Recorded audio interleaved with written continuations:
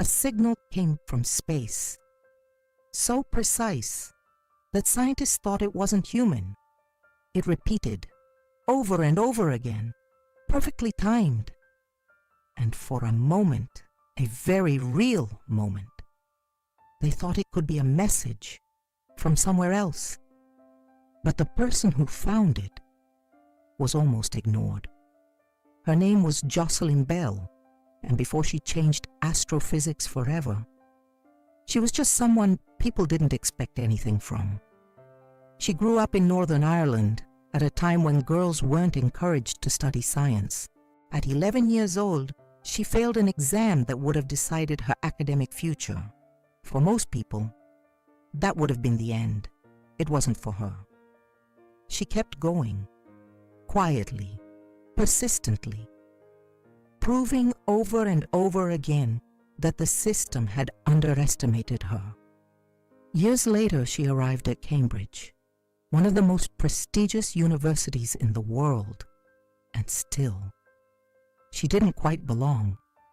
She was one of the only women in the room. Sometimes she wasn't even spoken to directly. People talked around her, not to her. So she did what people in her position often do. She worked harder than everyone else.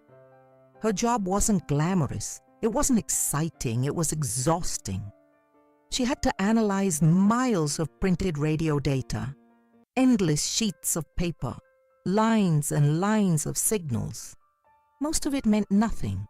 Noise, randomness, the kind of work people rush through just to be done. But she didn't rush. She read every line, carefully, patiently, because she knew something most people ignore. The important things rarely look important at first, and that's when she saw it. Something small, almost invisible, a tiny irregularity buried in the noise. Most people would have missed it. She didn't. She circled it, and then it came back. Again. Same place, same pattern. Again. Still there. Again. Now impossible to ignore. This wasn't random, it wasn't interference. It was something else. Something structured, something deliberate. The signal pulsed like a heartbeat. Every 1.3 seconds. Precise. In a way nature shouldn't be. At least that's what they thought. So they checked everything. The equipment, the cables, the antennas, again and again and again. Because if this was real, it meant something they weren't ready to face. For a brief moment, they gave it a name. LGM-1. Little green men, not as a joke, as a possibility, because nothing else made sense.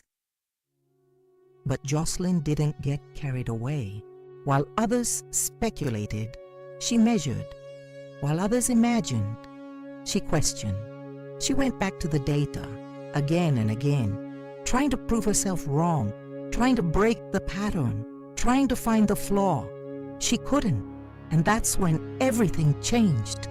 Because what she had found was something the universe had been hiding for billions of years.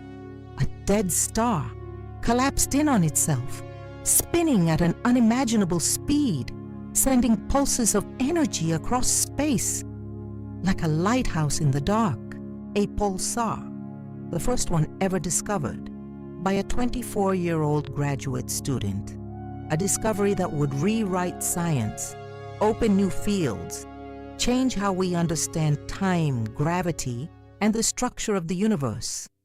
But that's not what happened next. The paper was published.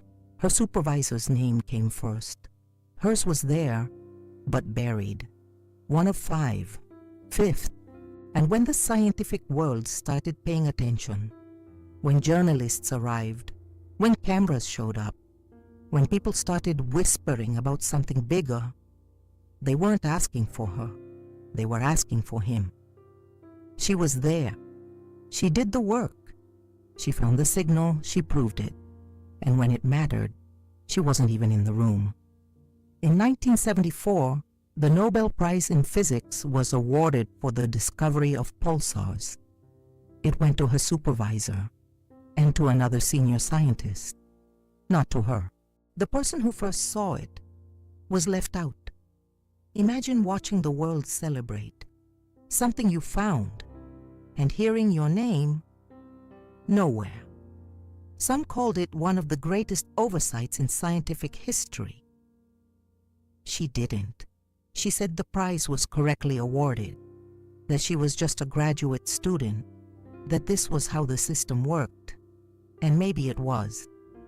But systems don't just reflect reality, they shape it, and sometimes they decide who gets remembered and who doesn't. But this story doesn't end there, because Jocelyn didn't disappear, she didn't stop. She kept working, kept researching, kept showing up, year after year, decade after decade. She became one of the most respected astrophysicists in the world, leading institutions, breaking barriers, quietly reshaping the field she helped transform. The recognition came slowly, but it came. And then in 2018, something changed. She received one of the most prestigious prizes in science, the Breakthrough Prize, $3 million. Finally, recognition. Finally, validation. The world was watching, waiting to see what she would do, and what she did. Said everything. She gave it all away, every single dollar, to fund scholarships for students from underrepresented backgrounds. People who, like her once, didn't quite fit, didn't quite belong, didn't get noticed. She didn't use her recognition to look back. She used it to change what comes next. Today, pulsars are everywhere in science.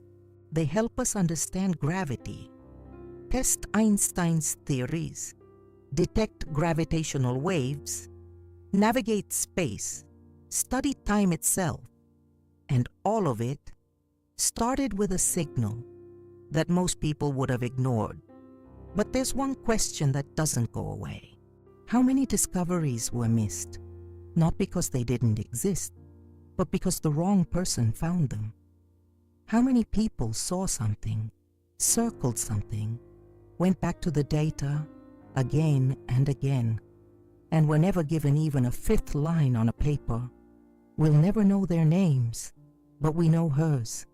And sometimes that's where change begins, because sometimes the universe is speaking, but only a few people are willing to listen. If this story made you stop and think, there are more like it. Stories that history didn't erase loudly, but quietly ignored. Subscribe, because the next one might change the way you see everything.